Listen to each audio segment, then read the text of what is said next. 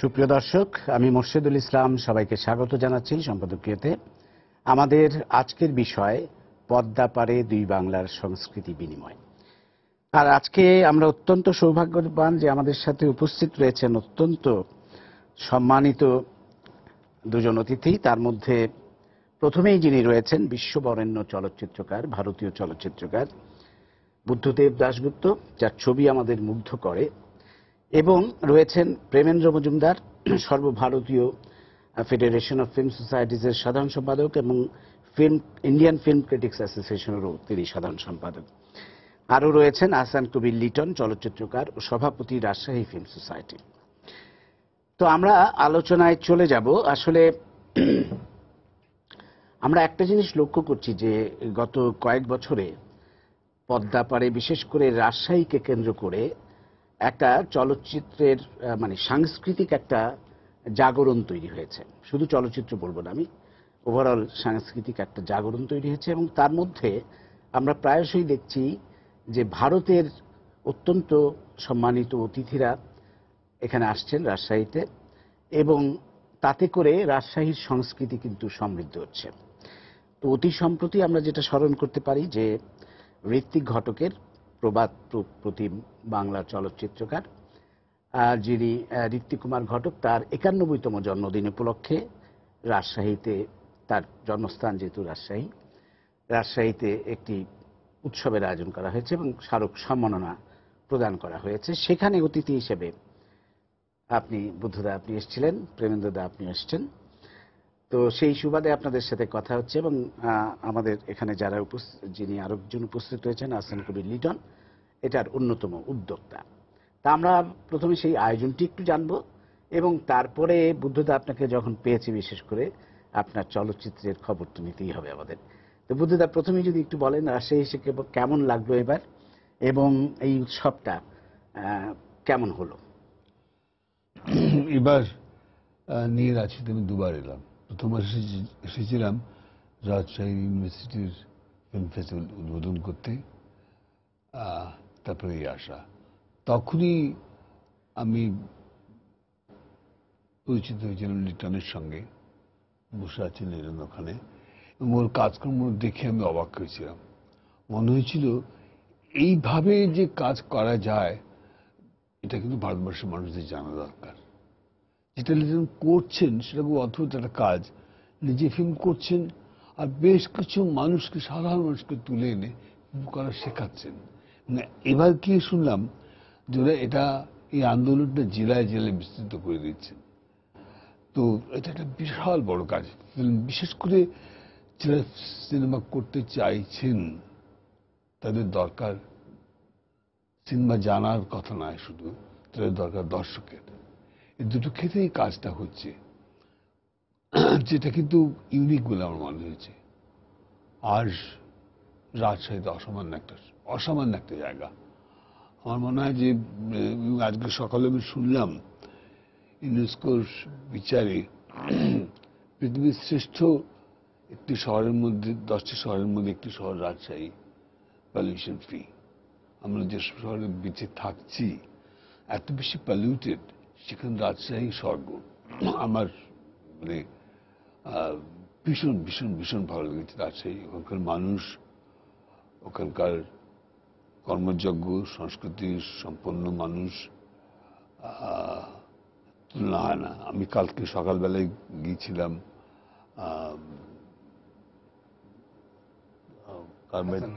হাসান আজিজুল হকের বাড়িতে। উনি ভীষণভাবে চেয়েছিলেন যে আমি যাই, ওর সঙ্গে আমার আগের বাড়ি আলাপ হয়েছিল। দুই বাংলার আমি মনে করি এখন জীবিত শ্রেষ্ঠ লেখক হচ্ছেন হাসান আজিজুল হক। আসলে তাকে কেন্দ্র করে কিন্তু রাজশাহী আরো এই যে সাংস্কৃতিক জগতে আরো প্রাণবন্ত হয়ে উঠছে, তার কারণেই অনেকটা এটা বলা যায়। সেটা এত ভালো লেগেছে ওর সঙ্গে কথা বলে, ওর বাড়িতে গিয়ে। আর এত আন্তরিক কথাবার্তা, এত সুন্দর কথাবার্তা, যে নিজেকে ঋদ্ধ হতে হয়, নিজেকে মনে হয় যে কোনো পাহাড়ের সামনে বসে আছি। খুব ভালো লেগেছে আমার। ধন্যবাদ দাদা, আবার আসবো পরে আপনার ছবি নিয়ে কথা বলতে। প্রেমেন্দ্রদা, আপনার কাছে যাব। আপনি বাংলাদেশে মোটামুটি কয়েকবারই এসেছেন মনে হয়, আমি যতটুকু জানি। এবং আপনি কিন্তু একটা বড় কাজ করছেন, সেটা হচ্ছে বাংলাদেশের চলচ্চিত্রকে ভারতে, বিশেষ করে ভারতের বিভিন্ন জায়গায় বিভিন্ন চলচ্চিত্র উৎসবে আপনি প্রমোট করছেন। তো আপনি একটু বলবেন না যে কিসের তাগিদে এটা করছেন? আপনি ফিল্ম সোসাইটি করা মানুষ, মানে আমরা জানি যে ফিল্ম সোসাইটি যারা করেন তারা অত্যন্ত সিরিয়াসলি চলচ্চিত্রটাকে নেন। তো এই যে বাংলাদেশীয় চলচ্চিত্র এখন নানাভাবে কিন্তু হচ্ছে, চলচ্চিত্র সংসদ আন্দোলন সেইভাবে হয়তো এখন অনেকটাই স্তিমিত আমি বলবো, কিন্তু কিছু কিছু চলচ্চিত্র সংসদ কিন্তু খুব বড় রকমের কাজ করছেন। বিশেষ করে যে রাজশাহীতে আমরা জানি 3-4টি চলচ্চিত্র সংসদ আছে, রাজশাহী চলচ্চিত্র সংসদ, রাজশাহী বিশ্ববিদ্যালয় চলচ্চিত্র সংসদ, তারপরে ঋত্বিক ঘটক চলচ্চিত্র সংসদ, চিলড্রেন্স ফিল্ম সোসাইটি। তো আপনার কি মনে হয়? আমি তো মূলত চলচ্চিত্র আন্দোলনেরই কর্মী। ফিল্ম সোসাইটি মুভমেন্টের সঙ্গে প্রায় গত 40 বছরের বেশি সময় ধরে আমি যুক্ত আছি। তো ভারতবর্ষের কয়েকটি রাজ্যে চলচ্চিত্র সংসদ আন্দোলন এখনো যথেষ্ট তীব্র। তার মধ্যে কেরালা, পশ্চিমবঙ্গের বেশ কিছু জায়গা, ইদানিং উত্তর পূর্বাঞ্চল, বিশেষ করে আসামে অনেক নতুন ফিল্ম সোসাইটি তৈরি হয়েছে, মহারাষ্ট্র। আমাদের চলচ্চিত্র সংসদ আন্দোলন আমরা একটা নতুন জিনিস যোগ করছি, যেমন বিভিন্ন ক্যাম্পাসে ফিল্ম সোসাইটি তৈরি করা। হ্যাঁ, সমস্ত ইউনিভার্সিটি বাংলাদেশেও ক্যাম্পাসগুলোতে ফিল্ম সোসাইটি করে এবং সেগুলোকে আমাদের ফেডারেশনের আন্ডারে নিয়ে আসে, ব্যানারের মধ্যে আনা, যাতে করে একটা সংগঠিত আন্দোলনের রূপ দেওয়া যায়। তো রাজশাহীতে গত বছর যখন আমরা প্রথম, রাজশাহীতে আমার এক বন্ধু ছিলেন ভারতীয় হাই কমিশনের দায়িত্বে, ওর সাথে দীর্ঘদিন ধরে কথাটা হচ্ছিল। তখন আমরা ঠিক করলাম যে রাজশাহীতে একটা 2 Bangla beyond border Bengali film festival এভাবে আমরা শুরু করেছিলাম, যেহেতু হাই কমিশনের সাথে কথাবার্তা বলার জন্য। অর্থাৎ আমরা সীমান্তটাকে মানছি না, অন্তত চলচ্চিত্রের ক্ষেত্রে বা সংস্কৃতি আন্দোলনের ক্ষেত্রে রাজশাহীতে করা যায় কিনা। তো সেটা এত সাকসেসফুল হবে আমরা ভাবিনি। একটা বিরাট ব্যাপার হলো। আমি এসেছিলাম, বুদ্ধদা এসেছিলেন, দু বাংলার অনেকগুলো ছবি দেখানো হয়েছিল, কিছু নাটকও থিয়েটারও হয়েছিল ও বাংলা থেকে নিয়ে এসে।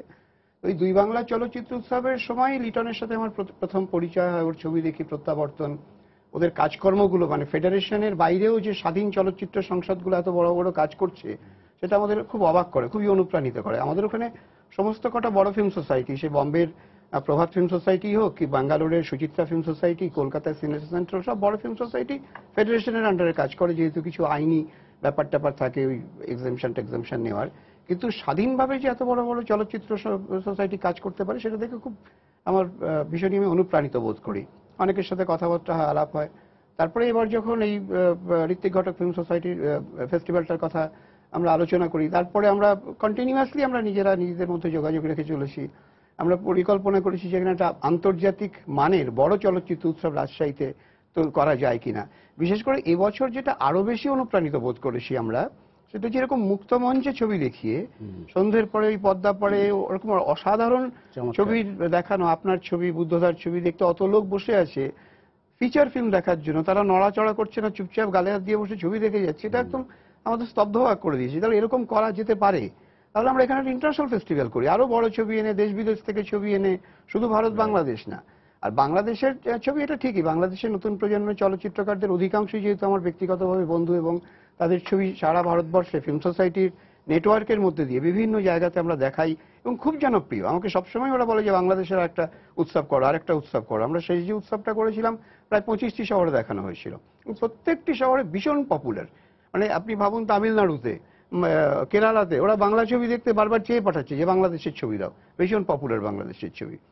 এই নতুন ধারার ছবি, অবশ্যই বাণিজ্যিক ছবির কথা আমরা আলোচনা করছি না।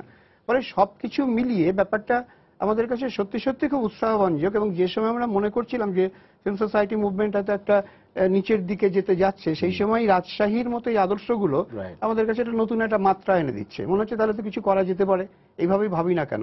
সেদিক থেকে তো লিটন বলতে পারবো আমাদের কাছে একটা আদর্শের মতো, বা তার সঙ্গীরা এই কাজকর্মটা। আসলে মানে ফিল্ম সোসাইটি আন্দোলন কিন্তু আমরা এখন দেখতে পাচ্ছি যেটা যে ঢাকার বাইরে বিশেষ করে ছড়িয়ে পড়ছে, এবং এটা সম্ভব হয়েছে দাদা, আপনি জানেন যে এক সময় তো আমাদেরকে ফিল্ম দেখাতে হতো ফিল্ম ফরম্যাটে, এবং তখন বিদেশি দূতাবাসের যেই কালচারাল সেন্টারগুলোর মুখাপেক্ষী থাকতে হতো, তাতে করে অনেকটা আমাদের ঢাকা কেন্দ্রিক বা আপনাদের বড় বড় শহর কেন্দ্রিক ফিল্ম সোসাইটি হতো।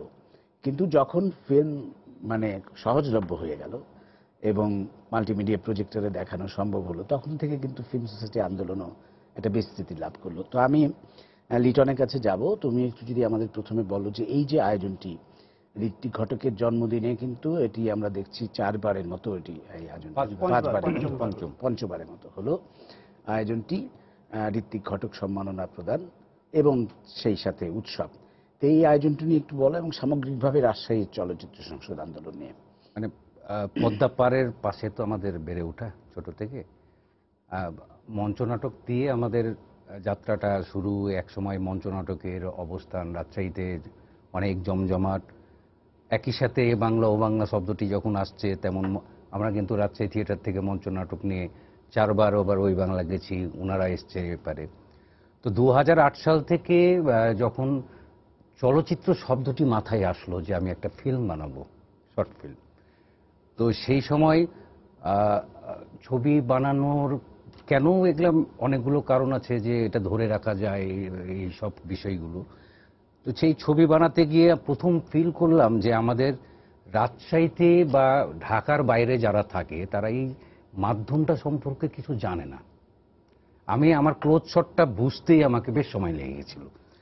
তো একই সাথে জানলাম যে এখানে ঋত্বিক কুমার ঘটকের একটা ঐতিহ্য ইতিহাস রয়েছে রাজশাহীতে। তার আগে আমি ঋত্বিক কুমার ঘটক যে রাজশাহীতে তার বাসাটা, এই সমস্ত ধারণা ছিল না কিন্তু রাজশাহীতে আমাদের, এটা বলতে আমাদের কোনো দ্বিধা নেই। তো এই ঋত্বিক কুমার ঘটক কিন্তু ওই পদ্মার পাড়ে তার শৈশবকালটা কিন্তু কেটেছে। সেইখানে ওই যে তার যে ছুটে বেড়ানো দুরন্তপনা, তো ওর যে একটা স্বপ্ন শেষকালে গিয়ে চলচ্চিত্রে যাওয়া, মঞ্চনাটকের পরে গিয়ে আবার চলচ্চিত্র, এই ইতিহাসগুলো জানার সাথে সাথে আমাদের ঋত্বিক চর্চাটা শুরু হয় মূলত 11 সাল থেকে। আর তার আগে চলচ্চিত্র ছোট ছোট বিকাশগুলো ঘটছিল, সেটি আপনারই সংগঠন চিলড্রেন ফিল্ম সোসাইটি 2008 সালে রাজশাহীতে এস্টাবলিশড হয়ে গেল, প্রতিষ্ঠিত আমরা করার পর যে ছোট ছোট ছেলেদেরকে যে এই কাজগুলো করা শুরু করলাম। এখন বিষয়টি হচ্ছে যে আমরা ছবি তো বানাবো কিংবা ছবি আমরা দেখাবো, তাহলে এই সবাই যে ঢাকা আসবে তা তো না। তাহলে কি করা যেতে পারে? সেই ক্ষেত্রে এই ফিল্ম সোসাইটি মুভমেন্টটা সবচেয়ে শক্তিশালী জায়গাতে দাঁড় হয়ে গেল যে আমাদের ছবি আমরা বানাবো, আমাদের ছবি আমরাই দেখাবো। আবার একই সাথে লক্ষ্য করলাম যে ভালো ভালো ছবিগুলো কিন্তু আসলে হলে আসে না, এবং সিনেমা হলে যে দর্শকরা যাচ্ছে সেটি এক ধরনের, আর যারা ভালো ছবি দেখতে চাচ্ছে তারা হল বিমুখ। তাহলে ভালো ছবিগুলো আমরা কি করে তাদেরকে দেখাবো? এই জায়গাতেও ঋত্বিক ঘটক ফিল্ম সোসাইটি বা অন্যান্য যে চলচ্চিত্র সংসদগুলো রয়েছে রাজশাহীতে একটা গুরুত্বপূর্ণ ভূমিকা রাখার চেষ্টা করতে শুরু করলো। যেমন আমরা বলতে পারি উদাহরণস্বরূপ তারেক মাসুদের আপনার রানওয়ে থেকে শুরু করে আগের ছবিগুলো, ইভেন আপনার আমার বন্ধু রাশেদ, সেই সময় আগে মঞ্চনাটক করার সময় চাকা। বিষয় আপনি একটি জিনিস জানেন যে মঞ্চনাটক যারা করে তারা তুলনামূলকভাবে একটু সামাজিক কিন্তু কমিটমেন্ট তাদের মধ্যে থাকে। এই জায়গাটা থেকে আমাদের যে ভালো ছবি শব্দটি চলে আসলো, এবং এই ঋত্বিক চর্চা আমরা করতে গিয়ে এবার একবার খালি আমাদের দেশের পরিস্থিতির কারণে একবার আমরা করতে পেরেছিলাম না, প্রতি বছরই আমরা করি। এই করার পেছনে এবং গুণীজনকে আমরা ওখানে নিয়ে আসছি, এটি একটা উদ্দেশ্য যে আসলে আমরা উত্তরবঙ্গের একটা ফিল্ম ইন্ডাস্ট্রি গড়ে তুলব যেটির একটা কেন্দ্রবিন্দুতে কিন্তু এই ঋত্বিক ফিল্ম সোসাইটি বা ঋত্বিক চর্চা, ঋত্বিক ফিল্ম সেন্টার রাজশাহীতে এটি বিরাজ থাকবে।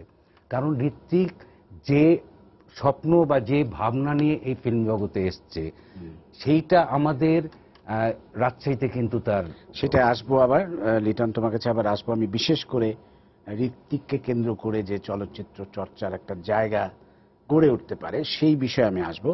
তার আগে আমি একটু দাদার কাছে আবার আসবো। বুদ্ধদা, আপনার ছবি নিয়ে একটু কথা বলতে চাই। আপনার সেদিন আমরা আপনার একটা চমৎকার ছবি দেখলাম, এবং যেই ছবিটা আপনার এখনো কলকাতায় রিলিজ হয়নি, বিভিন্ন চলচ্চিত্র উৎসবে প্রদর্শিত হয়েছে। আমরা দেখলাম টোপ ছবিটি।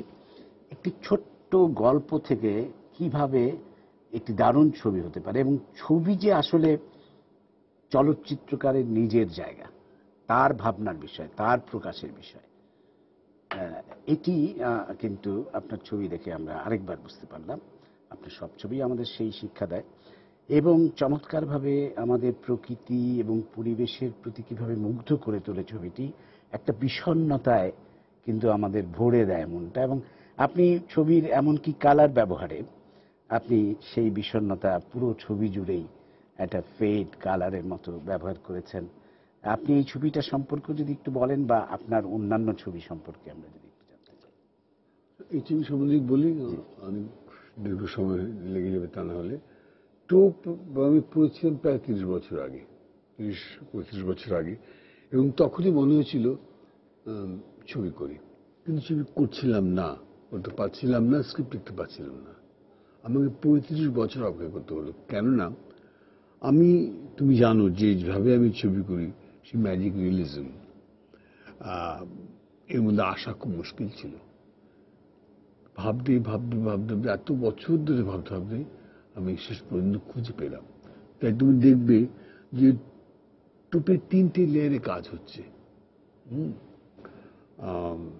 সেখানে এই ম্যাজিক্যাল রিয়েলিটির ব্যাপারটা খুবই প্রয়োজন ছিল। শেষ দৃশ্যের কথা তুমি যদি ভাবো, যার ইঙ্গিত একদম প্রথমে আছে, ওই মেয়েটি, ওই রক্ষিতা মেয়েটি একটু ছবি ফেলে দিচ্ছে জলের উপর। চমৎকার চমৎকার, মানে ভিজুয়ালাইজেশন, মানে চলচ্চিত্র ভাষা যে কি হতে পারে। তো আসলে কি হয় যে আমি টোপ ছবি আমাকে খুব মনে আছে, মাস 2 আগে টরন্টো ইন্টারন্যাশনাল ফেস্টিভ্যালে, ওখানে মাস্টার্স অফ ওয়ার্ল্ড সিনেমা সেকশনে ছবিটি ওয়ার্ল্ড প্রিমিয়ার হলো। তো ছবির প্রথম দিনের কিউএনএতে একজন বললেন যে আমি ভীষণভাবে আপনার ছবি অনুসরণ করি, আপনার প্রত্যেক ছবি দেখি, আমি খালি একটা জিনিস বুঝতে পারি না, এই বয়সে আপনি কি করে এই ছবি করলেন। আমি তখন একটাই কথা বলেছিলাম, মেকিং এর সঙ্গে বয়সের কোনো যোগাযোগ নেই।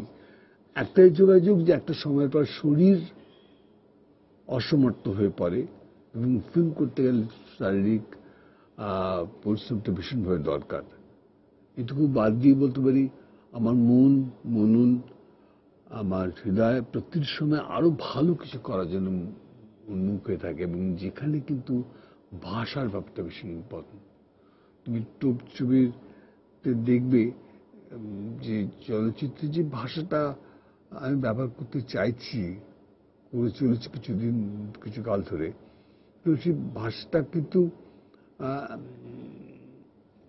আমার মনে হয় একটা সর্বজনীনতা পৌঁছানো দরকার, এবং সেটা আমি দেখলাম লন্ডনে গিয়েও। তো এই ছবি লন্ডনেও টোপ ছবি নিয়ে ভয়ঙ্কর হয়েছে উৎসাহ দেখেছি দর্শকদের মধ্যে। তো আমার মনে হয় যে একটা জিনিস যেটা আমরা যারা সিনেমা করি আমাদের মনে রাখা উচিত, যে বিষয় যেমন অভিনবত্ব দরকার বিষয়ের, তারই সঙ্গে সঙ্গে দরকার ছবির অভিনবত্ব। দুটোর সংমিশ্রণ না হলে সমস্যা হয়। সে তো বটে, আপনার প্রত্যেকটা ছবি তো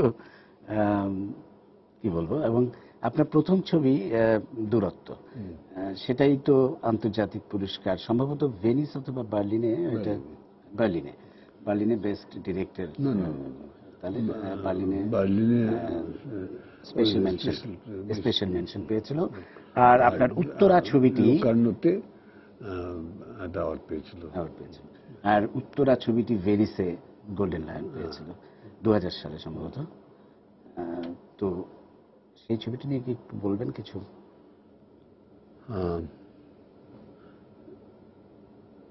এই টোপের মতন উত্তরাও কিন্তু একদম ভারতবর্ষ চলে ঘটনা ঘটতেই পারে না। তুমি যদি টোপ দেখো বা উত্তরে দেখো, মূলত কিন্তু তোমাকে যে দেশ থেকে আরোহণ করতে হচ্ছে বিষয়টা, কিন্তু শেষ পর্যন্ত একটু সর্বজনীন হয়ে যাচ্ছে। তো উত্তরা ছবি সমরেশ বসুর উরাতিয়া গল্প অবলম্বন করে, যেটা নিয়ে বহুকাল আগে মৃণাল সেন একটা ছবি করেছিলেন হিন্দিতে। তো তখন আমার ছবিটা দেখে মনে হচ্ছিল এটা নিয়ে আরো কাজ করা যায়। তারপরে উত্তরের ভাবনা মাথায় ঢুকে পড়ে, এবং আমি ছবিটি বাংলায় করি উত্তরা। এবং আমি ছোটবেলায় যেখানে বেড়ে উঠেছিলাম, সেই আল্লাহ শহরের সংস্কৃতির মধ্যে প্রতিফলিত হয়েছে। কিন্তু অবাক হয়ে যাবে, টোপ মানে উত্তরার গান, এই ফোক মিউজিক ব্যবহার করেছিলাম। সেই গানগুলোর জন্য পৃথিবীর বিভিন্ন জায়গা থেকে এখন আমার কাছে ইমেল আসে, গানগুলো পাওয়া যায় কিনা। তারা কিন্তু ভাষা বোঝে না, কিছু বুঝতে পারছে না। আমি যার জন্য বলি যে ফোক কালচারটা কিন্তু ভীষণ ইম্পর্টেন্ট, সেটা যদি সঠিকভাবে তুলে ধরা যায়, সিনেমেটিক ভাষায় প্রকাশ করা যায়, তাহলে কিন্তু একটা কাজ হয়। এই দুই বাংলাতেই কিন্তু ফোকের একটা বিশাল বড় ক্ষেত্র রয়ে গেছে, এই বাংলায় ও বাংলায়। এটা কিন্তু আমাদের আরেকটু ভাবা দরকার, আরেকটু কাজ করা দরকার। প্রেমেন্দ্রদা, আপনার কাছে অনেক আসি। আরেকটা কথা বলে নিই, যেটা আমি বলা যায় যে লিটন যে কাজটা করছে, লিটন আমাকে দেখেছিল, ধরো কয়েকজনকে, তুমিও তাদের মধ্যে একজন, যে ঋত্বিক পুরস্কার। তো আমি বলছিলাম, লিটন তোমরা আয়োজক, বিশেষ করে তোমাকেই পুরস্কারটা দেওয়া উচিত ছিল, পাওয়া উচিত ছিল। লিটন যে কাজটা করছে, এটা বারবার এই কথাটা বলছি, দেশেও বলেছি, যে প্রেমেনকে আমি আরো বারবার করে বলতে চাই যে এটা কিন্তু শিক্ষণীয় একটা ব্যাপার, যে একটা যে ফিল্ম সোসাইটি মুভমেন্ট আজকে তুমি যেটা বলছিলে, যে আজ থেকে 20 বছর আগে এইভাবে এমবাসিগুলোর কাছ থেকে প্রিন্ট নিয়ে ছবি দেখাতে হতো, দেখানো হতো, এবং তাই তারা শহর কেন্দ্রিক ছিল। আজকে সেই সমস্যা আর নেই। যে কোনো ফিল্ম দেখতে পারেন, যে কোনো ছবি যখন খুশি দেখতে পারেন। তো সেখানে সোসাইটির মুভমেন্টটা কি হবে, মুভমেন্ট কি হবে, তার নতুন একটা জায়গা খুঁজে মাত্রা বের করতে হবে, যেটা আমার মনে হয় লিটনরা করছেন। সেটা কিন্তু শুধু অনুধাবন করার জন্য নয়, সেটা অনুসরণ করারও যোগ্য। তো প্রেমেন্দ্রদা, যেটা বলছিলাম যে আমাদের এখানে 1963 সালে চলচ্চিত্র সংসদের যাত্রা শুরু হয়েছিল। সেই হিসেবে আমরা কিন্তু 2013 সালে খুব আড়ম্বরের সাথে আমরা সারা বছরব্যাপী অনুষ্ঠানের মধ্য দিয়ে আমরা আমাদের চলচ্চিত্র সংসদ আন্দোলনের 50 বছর পূর্তি করেছি। এবং সেখানে আমরা অনেকজন, কয়েকজন বা 24 জন সম্ভবত চলচ্চিত্র সংসদ কর্মী, যারা এই 50 বছরে বিভিন্নভাবে অবদান রেখেছে, তাদেরকে আমরা একটা অ্যাওয়ার্ড দিয়েছি বা সম্মাননা দিয়েছি, স্বীকৃতি দিয়েছি, এবং সারা বছর ধরে অনুষ্ঠান ছিল। আমাদের এখানে এখনো চলচ্চিত্র সংসদ যা আছে, বেশ যেগুলো কাজ করছে খুব ভালোভাবেই কাজ করছে। তো ভারতে আপনি যদি একটু বলেন, ভারতের চলচ্চিত্র সংসদগুলো কিভাবে কাজ করছে এখন, এবং কিভাবে বাংলাদেশের সাথে ভারতের এই চলচ্চিত্র সংসদ আন্দোলনের একটা যোগসূত্র স্থাপন করা যায় এবং একে অপরকে আরো সাহায্য করতে পারে। আমাদের তো শুরু হয়েছিল 1947 সালে, সত্যজিৎ রায়ের প্রতিষ্ঠা করে Chidananda Dasgupta Satyajit Ray Kolkata film society. 1959-এ federation তৈরি হয় 13ই ডিসেম্বর। 4টে ফিল্ম সোসাইটি নিয়ে তৈরি হয়েছিল, কলকাতা, চেন্নাই, তখন মাদ্রাস ফিল্ম সোসাইটি ছিল, Delhi film society, Roorkee film society, এই 4টে নিয়ে তৈরি হয় ফেডারেশন। তারপরে তো আস্তে আস্তে বাড়তে থাকে। এখন আমাদের প্রায় 350 ফিল্ম সোসাইটি এসে regular film society, campus film society আসে 100-র উপরে, 4টে জোনে। এক সময় আমরা জানি যে সত্যজিৎ রায় ছিলেন ফেডারেশন অফ ফিল্ম সোসাইটির চিরকালই ছিলেন, সভাপতি, শেষ দিন অবধি, তার জীবনের শেষ দিন অবধি ছিলেন সভাপতি। না, আমরা জানি যে, এবং সে তখন এক সময় ইন্দিরা গান্ধী ছিলেন ভাইস প্রেসিডেন্ট, সহসভাপতি ছিলেন। উনি যখন ইনফরমেশন মিনিস্টার হলেন INB, তখন উনি পদটা ছাড়লেন। তার আগে অবধি উনি ভাইস প্রেসিডেন্ট ছিলেন আমাদের নর্দার্ন জোনের। আমাদের তো 4টে জোনে ভাগ করা আছে ফেডারেশনটাকে। উনি উত্তরাঞ্চলের সহসভাপতি ছিলেন। আর সেই সময় এখানে সহসভাপতি ছিলেন মৃণাল সেন। পরে সত্যজিৎ বাবুর পরে মৃণাল সেন সভাপতি হন, তারপরে অনিল চট্টোপাধ্যায়, এরকম পরপর হতে থাকেন। তো এরকমই 350-র উপরে ফিল্ম সোসাইটি রয়েছে, জোনগুলো রয়েছে। যেরকম আগেই বললাম, বিভিন্ন রাজ্যে বেশ ভালোই কাজ করে। যেটা ইম্পর্টেন্ট সেটা হচ্ছে বাংলাদেশের সাথে কিভাবে আমরা যোগসূত্র স্থাপন করে আরো ভালোভাবে কাজ করতে পারি। আমরা যেটা করতে পারি সেটা হচ্ছে যে, আমাদের ওখানে যেহেতু 22-24টা ভাষায় ছবি তৈরি হয়, তার মধ্যে 15-16টা ভাষায় ভালোই ছবির সংখ্যা পাওয়া যায়, 7-8টা ভাষায় বড় বড় ছবি তৈরি হয় আর কি। তার মধ্যে যে সমস্ত ছবিগুলো বিভিন্ন জায়গায় পুরস্কৃত হয়, বিদেশে দেখানো হয়, যে সমস্ত পরিচালকেরা অন্য ধারার পরিচালক, তাদের ছবিগুলো যদি আমরা বাংলাদেশে এই ফেডারেশনে, বাংলাদেশ চলচ্চিত্র সংসদের মাধ্যমে এখানে দেখাতে পারি, তাহলে ভারতের বিভিন্ন ভাষায় কি ধরনের ছবি তৈরি হচ্ছে, অন্য ধারার ছবি, ভারতের বাণিজ্যিক ছবি তো সর্বত্রই ছড়িয়ে যাচ্ছে, তো ঠেকানো যায় না কোনোভাবে, সবাই দেখেন। এই উপমহাদেশ জুড়েই দেখা হয়, বিশেষ করে বলিউড ফিল্ম। অন্যগুলো দেখা হয় না, তামিল তেলুগু দেখে না বেশি লোকেরা, কিন্তু বলিউড তো দেখেই থাকে। সেখানে এই ধরনের ছবিগুলো আনতে পারলে বুঝতে পারবেন এরাও যে অন্য ভাষায় কিরকম ছবি তৈরি হচ্ছে। এগুলোকে আমরা ওখানে আঞ্চলিক ছবি বলি, আসলে তো ওগুলো ঠিক আঞ্চলিক ছবি নয়, মানে সেই অর্থে তো আঞ্চলিক নয়। আবার বাংলাদেশের ছবিগুলো নিয়েও যদি অন্য ধারার ছবিগুলো নিয়ে আমরা বিভিন্ন শহরে দেখাতে পারি নিয়মিত, আমাদের নেটওয়ার্কটা ভালো এখনো পর্যন্ত, ওখানে ফিল্ম সোসাইটি মুভমেন্টের নেটওয়ার্কটা ভালো। আমরা ইচ্ছে করলেই 20-25টা শহরে উৎসব তৈরি করতে পারি এবং সেখানে যথেষ্ট লোকজনও আসেন, এমন নয় যে লোকজন আসেন না। সেটাকে ব্যবহার করা যেতেই পারে, আদান প্রদানটা করা যেতেই পারে। লিটনের কাছে আবার আসবো, যেটা বলছিলাম যে ঋত্বিক ঘটককে কেন্দ্র করে একটা সাংস্কৃতিক জোয়ার তৈরি হয়েছে রাজশাহীতে। একটা পরিকল্পনা তোমাদের আছে, সেদিন বলছিলে আমাকে যে ঋত্বিক ঘটকের যে জন্মস্থানটা এখনো তার যে পৈতৃক ভিটে কিছু অংশে একটা হোমিওপ্যাথিক কলেজ হয়ে গেছে ইতিমধ্যেই, কিন্তু আরো বাকি কিছু জায়গা আছে, সেই জায়গাটুকু নিয়ে যদি একটা সাংস্কৃতিক কেন্দ্র গড়ে তোলা যায় তাহলে রাজশাহীর সংস্কৃতি চর্চা আরো উপকৃত হতে পারে। এই যে ঋত্বিকের তো আমাদের রাজশাহীতে ওর শৈশবকালটা একটা বিশাল সময়টাই কিন্তু ওটা কেটেছে, যদিও মানে রাজশাহীটা ওনার জন্মস্থান না। আচ্ছা আচ্ছা। তারপরেও ওই রাজশাহীটি তা কিন্তু বাংলাদেশের মধ্যে তার স্মৃতির জায়গা ওইটি, যেটির কথাও আপনি বলছেন। যেহেতু এরশাদ সরকারের আমলে ওই বাসাটি পুরোটাই দিয়ে দেওয়া হয় যে হোমিওপ্যাথিক কলেজকে, এবং এখানে দেখেন যে ঋত্বিক কুমার ঘটকের সাথে তো হোমিওপ্যাথিক কলেজ মানে একটা মানে ভাবাই যায় না। তো যেহেতু বিল্ডিংটা হয়ে গেছে, তারপরেও যে জায়গাটা এখনো আছে সেটি তো সরকারের হাতেই আছে এবং সেটি পরিত্যক্তভাবেই জায়গাগুলো রাখা আছে। আমার মনে হয় না যে ওখানে হয়তো হোমিও কলেজের আর দরকার আছে, কারণ উপরে তো আরো উঠে যেতে পারে, বা সেই জায়গাটিকে উদ্ধার করে যদি film centre, Ritwik film centre করা যায় বা ঋত্বিক কমপ্লেক্স করা যায়, যেটি শুধুমাত্র চলচ্চিত্র না, রাজশাহীর আরো সাংস্কৃতিক যে ক্ষেত্রগুলো কাজ করছে, নাটক, কবিতা, সবকিছু হয়তো ওই জায়গাটাতে এনে একটা মিলনস্থল করা যেতে পারে। কারণটি হচ্ছে যে আপনার ওই জায়গাটি আবার একদম হার্ট অফ দ্য টাউন আমাদের যে শহরের, আর ঋত্বিক একটি নাম, এই মিলিয়ে যদি আমরা এটা করতে পারি, যদিও এটি করতে গেলেই আর কি মানে সরকারের সহযোগিতা লাগবে, এটি জায়গাটি উদ্ধারের বিষয়গুলো এখানে চলে আসে।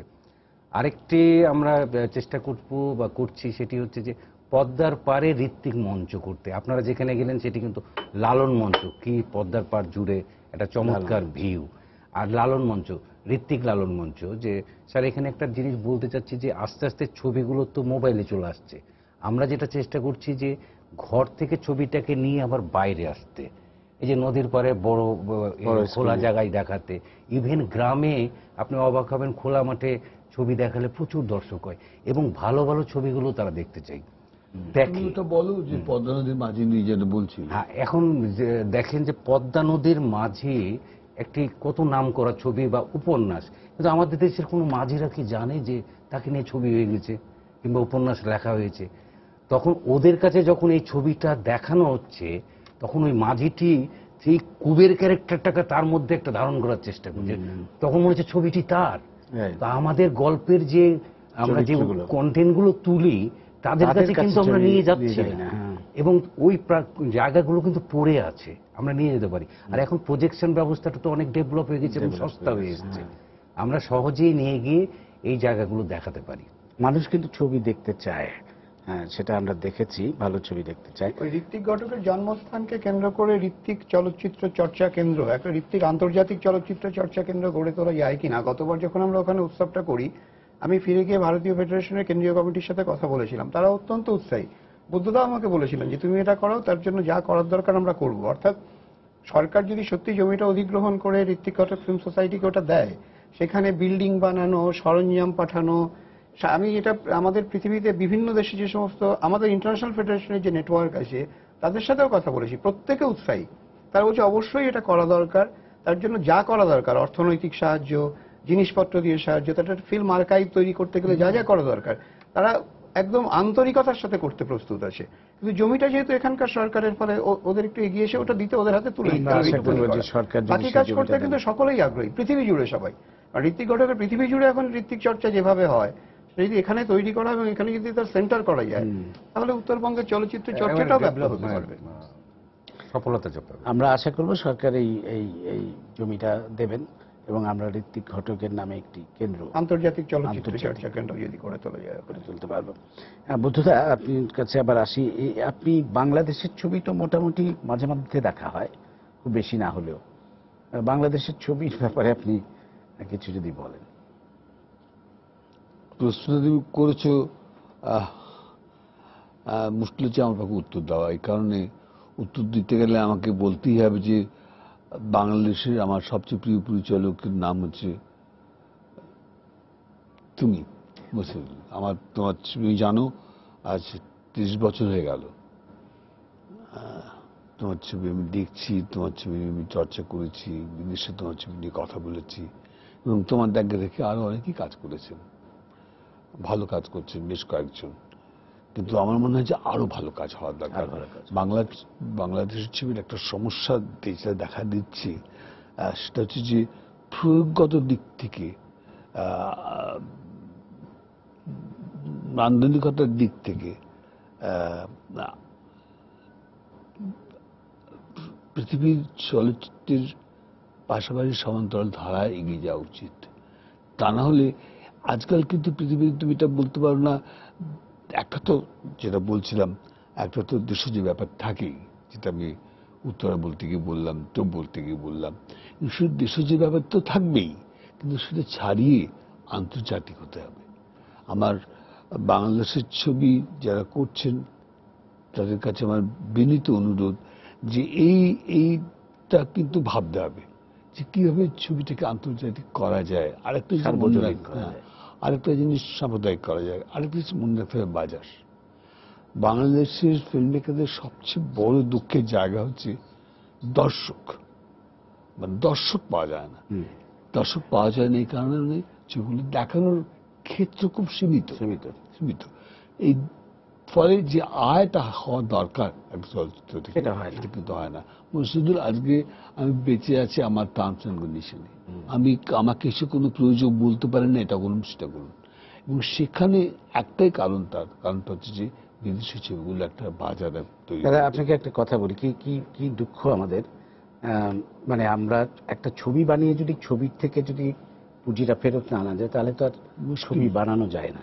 আমাদের এখানে একে তো হল নাই, ভালো হল নাই, যেই হলে গিয়ে ভদ্রলোকরা গিয়ে ছবি দেখবে, প্রজেকশন কোয়ালিটি খুবই খারাপ। তারপরে আপনি জানেন যে 100 টাকা যদি একটি টিকিটের দাম হয়, সেখান থেকে প্রযোজক পায় মাত্র 15 টাকা, বাকি টাকাটাই রেখে দেয় হল মালিক এটা সেটা করে, যে এই ট্যাক্স ওই ট্যাক্স, যদিও সরকার কিন্তু সব ট্যাক্স এখন উঠিয়ে দিয়েছে। এই হচ্ছে আমাদের দুর্ভাগ্য। সুতরাং একটা ছবি যদি অনেক চলেও তারপরেও কিন্তু তার পুঁজি ফুরে পড়ে, তাহলে ভাবতে হবে যে বাজারটা ধরতে হবে। যার জন্য বলছি আন্তর্জাতিক বাজারটা কিন্তু ভীষণ রিচ। তুমি জানো, যেমন ধরো টরন্টোতে আমি বলছি, টরন্টো ফিল্ম ফেস্টিভ্যালের একটা বিশাল বড় দিক হচ্ছে তার বাজার। টরন্টো ফিল্ম ফেস্টিভ্যালে ছবি বিক্রি করা যায়, ছবি কিনতে নানা দেশের মানুষজন আসেন, ছবি কেনেন। এখানে আমার এতকাল ধরে আমার ছবি বিক্রি হয়ে আসছে, ইনক্লুডিং টো। আমি যেটা বলতে চাইছি সেটা হচ্ছে যে একটা বাজার কিন্তু আছে, বাংলাদেশের ছবিরও বাজার তৈরি করতে হবে। যেমন ইরানের ছবির বাজার তৈরি হয়েছে, যেমন চাইনিজ ছবির বাজার তৈরি হয়েছে, হ্যাঁ, যেমন কোরিয়ান ছবির বাজার তৈরি হয়েছে, সেইভাবেই কিন্তু এখন তুমি পেয়ে দেখো তাইওয়ান, হ্যাঁ, তাইওয়ানের মতন দেশেও কিন্তু বাজার তৈরি হয়ে গেছে। এখানে কিন্তু এটা হওয়া দরকার, আমাদের এটা ভাবার দরকার যে বাজারটা আছে, যদি এখান থেকে টাকা না ওঠে, এখানে যদি 100 টাকার টিকিট বিক্রি করে 15 টাকা পাওয়া যায়, তাহলে আমাকে এমন একটা বাজার খুঁজে বের করতে হবে, শুধু বাজারের জন্য তো নয়, দর্শকের জন্য, যেখানে আমার দর্শক আমার পাশে দাঁড়াবেন, যে বাজার থেকে আমার ছবির খরচের টাকা উঠে আনা যাবে, সেটা সম্ভব। তবে এখন কিন্তু দাদা আসার কথা যে বাংলাদেশের অনেক তরুণ নির্মাতারা ছবি বানাচ্ছেন এবং তারা একটু নতুন আঙ্গিকে, নতুন ভাবনার ছবি বানাচ্ছেন, এবং সেই ছবিগুলো বাইরেও আমরা দেখছি বিভিন্ন আন্তর্জাতিক উৎসবে যাচ্ছে, পুরস্কৃত হচ্ছে। এটি একটি ভালো কথা। আপনি গতবার এসেছিলেন যখন আমার মনে আছে আপনি আমাদের মোস্তফা সরোয়ার ফারুকীর টেলিভিশন ছবিটা দেখে বেশ প্রশংসা করছিলেন।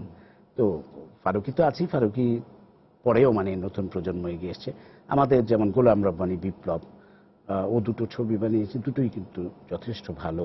ইমন বলে একটা ছবি, ভালো বিপ্লবের একটা ছবি, তো বিপ্লব আমি পুরস্কার দিয়েছিলাম, আমার হাত থেকে পুরস্কার নিয়েছিল গোয়া ফিল্ম ফেস্টিভ্যালে। হ্যাঁ, সবচেয়ে প্রধান অতিথি ছিলাম আমি। তো আমি বলতে চাইছি যে এটাকে ছড়িয়ে দিতে হবে। আরেকটা জিনিস হচ্ছে, তুমি যদি দেখো, কিছু মনে করো না, মাসুল, মেজর যে ফিল্ম ফেস্টিভ্যালগুলো বাজার জুড়ে থাকে তার সঙ্গে সেইখানে যেতে হবে। 5,500-এর বেশি ফিল্ম ফেস্টিভ্যাল হয় পৃথিবী জুড়ে।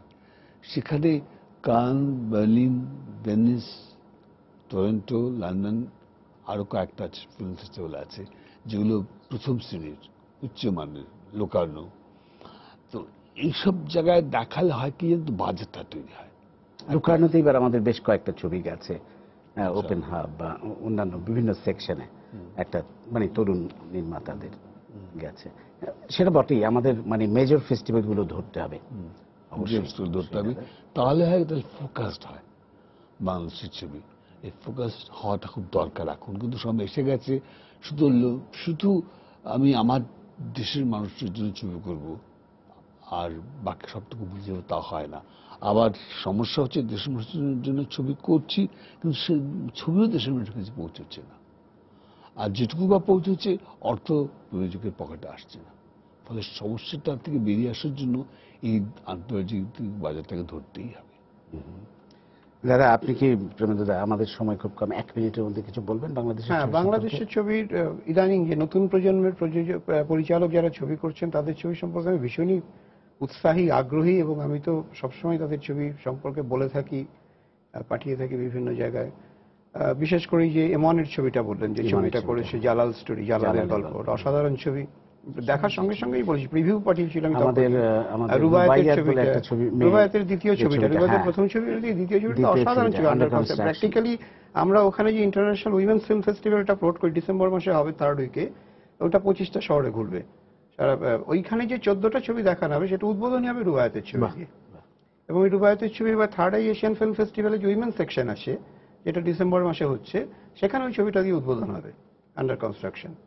ফলে এই যে নতুন প্রজন্মের যে সমস্ত পরিচালকরা ছবি করছেন, সত্যি ভালো ছবি তৈরি করছেন তারা। সত্যি মনে তো পরের ছবি গোয়া ফিল্ম মার্কেটেও সিলেক্টেড হয়েছে, আমরা আশা করি ছবিটার নাম। জি, আমরা আশা করি বাংলাদেশের চলচ্চিত্র এগিয়ে যাবে, এবং এই ক্ষেত্রে আপনাদের, বিশেষ করে বুদ্ধদা আমাদের অভিভাবক, আপনি তো আছেনই বাংলাদেশের ছবিকে প্রমোট করার জন্য, আপনাদের সহায়তা আমাদের অবশ্যই দরকার হবে।